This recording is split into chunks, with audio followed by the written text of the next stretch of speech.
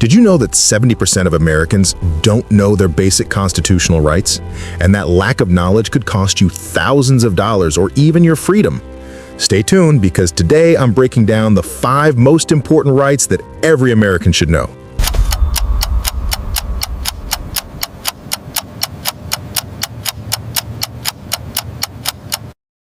Hey everyone, welcome to USA Rights Simplified. And on this channel, we break down complex legal topics into simple, practical advice that you can actually use. If you're new here, hit that subscribe button because we post new videos Today, we're covering 5 constitutional rights that impact your daily life. Whether you're dealing with police, signing contracts, or just going about your day, these rights protect you. And stick around until the end, because right number 5 could literally save your life. Let's get started. Right number 1 is the 5th Amendment, your right to remain silent. This is probably the most misunderstood right in America. Here's what you need to know. First, you are never required to answer questions from law enforcement without a lawyer present. I'll say that again, you don't have to answer any questions. Second, this applies during traffic stops, at your doorstep, or even if you're just walking down the street. You can politely say, "Officer, I'm exercising my right to remain silent and I'd like to speak to a lawyer." Third, and this is crucial, saying "I don't want to talk" is not the same as remaining silent. You must explicitly invoke your right. The Supreme Court ruled on this in Berghaus versus Tompkins. Let me give you a real scenario. You're pulled over for speeding. The officer asks, "Do you know how fast you were going?"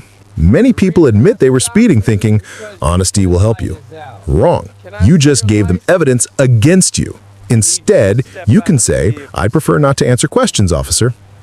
Pro tip, be polite but firm. You're not being difficult. You're exercising your constitutional rights. Right number 2, protection against unreasonable search. The 4th Amendment protects you against unreasonable searches and seizures. Here's what this means in practical terms.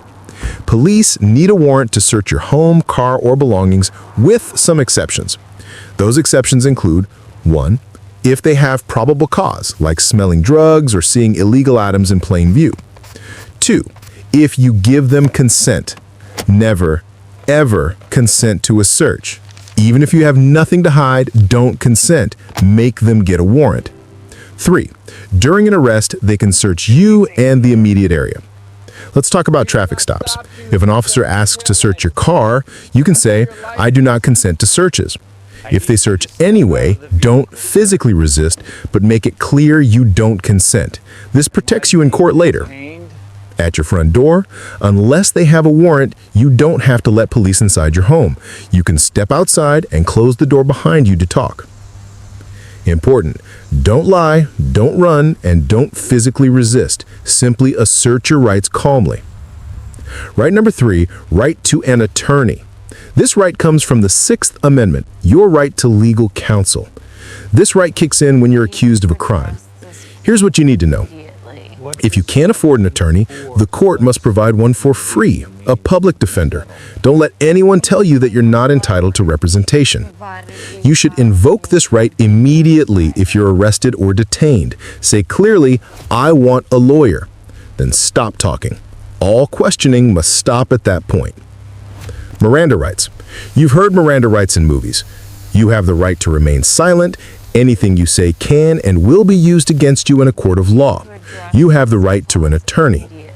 These aren't just movie lines, they're real protections, and police must read them to you before custodial interrogation. The biggest mistake people make is they think they can talk their way out of an arrest. You can't. The only thing you should say is, "I want a lawyer." Right number 4, freedom of speech. But this one is wildly misunderstood. First Amendment protects you from government censorship, not from private consequences. What this means, the government can't arrest you for criticizing politicians or policies. You can peacefully protest. You can film police officers in public spaces. What this does not mean, your employer can fire you for what you say. Social media companies can ban you. Private businesses can refuse service based on what you say. Important limitations. There are some limitations. You can't make true threats, incite immediate violence, or engage in defamation.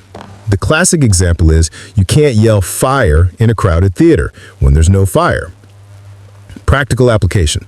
Can you film police? Yes.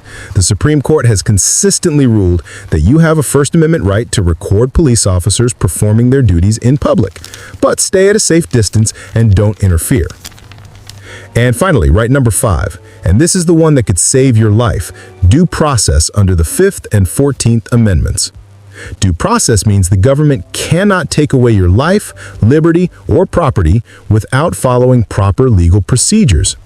What this protects you from is being jailed without charges, having property seized without cause, or being denied a fair trial. Real-world impact. Let me give you a powerful example. Civil asset forfeiture.